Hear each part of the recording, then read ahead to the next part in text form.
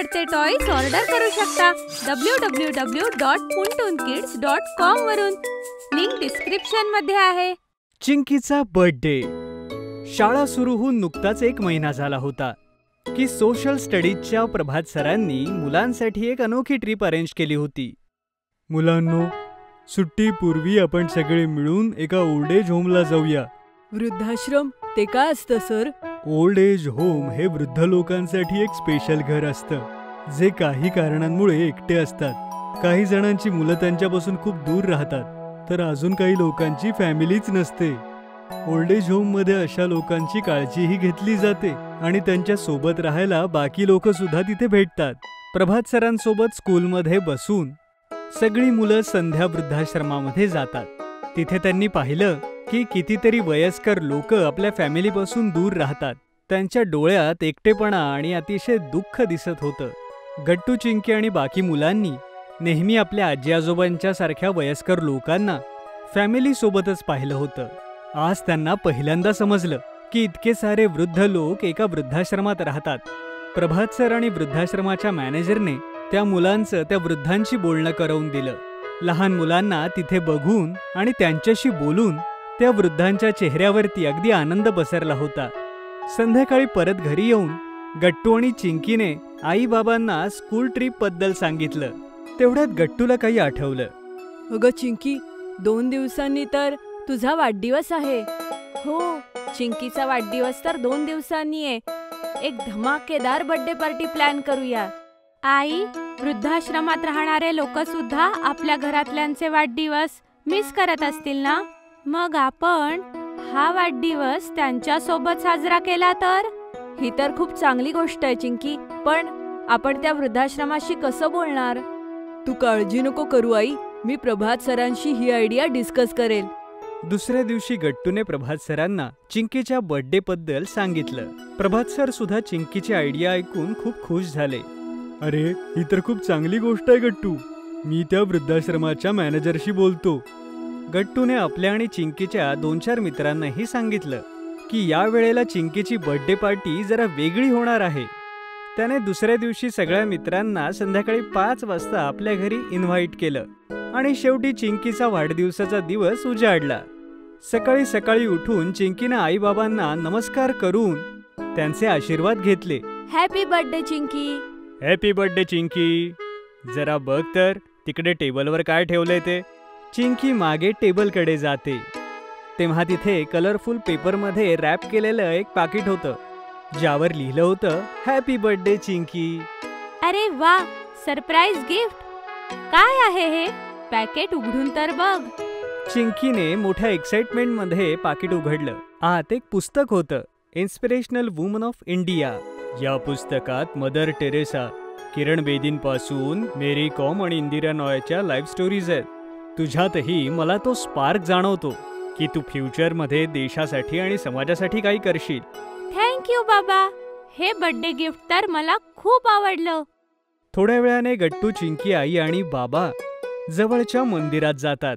तिथे सगळ्यांनी पूजा केली आणि पंडितजींनी सगळ्यांना प्रसाद दिला. तेवढ्यात गट्टूला प्रभात सरांचा फोन येतो. गट्टूने त्यांच्याशी फोनवर बोलून आई बाबा आणि चिंकीला म्हणाला, प्रभात सरांनी आत्ताच कन्फर्म केलंय की वृद्धाश्रमातले चिंकीची बर्थडे पार्टी ऑर्गनाइज करण्यासाठी तयार झालेत.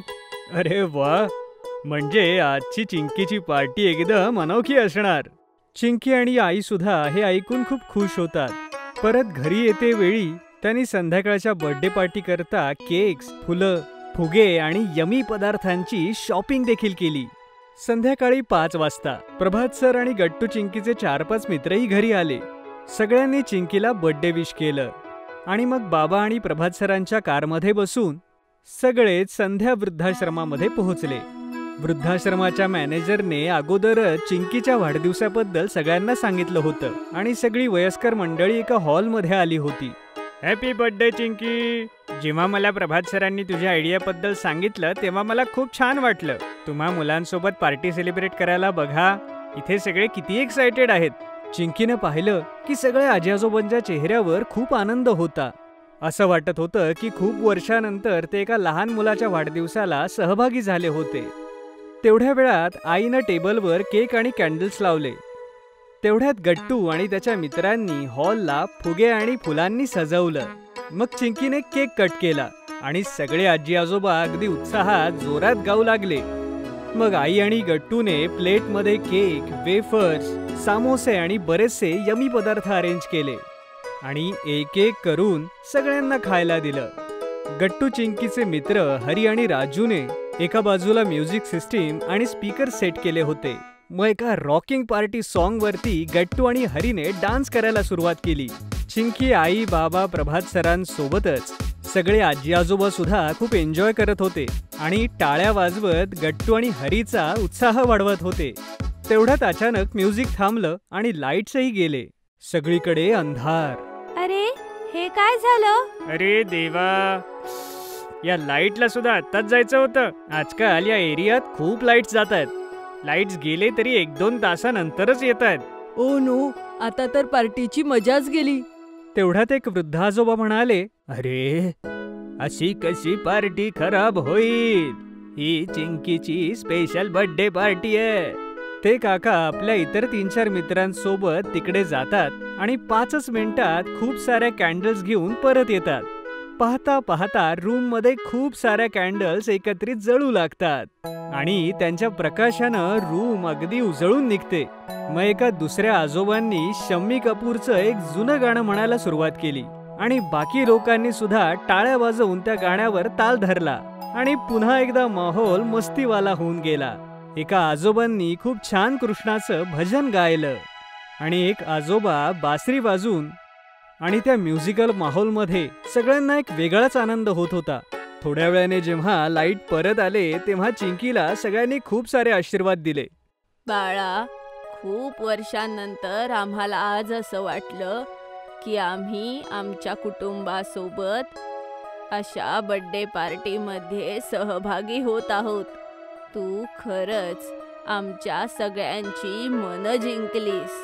हो हो बाळा चिंकी, देव तुला सगळा आनंद देव. तुझ्यासारखीच मुलं उद्या मोठी होऊन समाजाच्या भल्यासाठी काम करतात. आयुष्यमान भव बाळा. हो चिंकी, देव तुला सगळा आनंद देवो. तुझ्यासारखीच मुलं पुढे मोठे होऊन समाजाच्या भल्याचं काम करतात. हे सगळं ऐकून चिंकीचे आई बाबा सुद्धा खूप प्राऊड फील करतात. चिंकी, यांचं प्रेम आणि आशीर्वादापेक्षा मोठं गिफ्ट तर काही असूच शकत नाही. आणि चिंकीच्या चेहऱ्यावर मोठी स्माइल येते आणि सगळे मिळून म्हणतात, हॅपी बर्थडे चिंकी.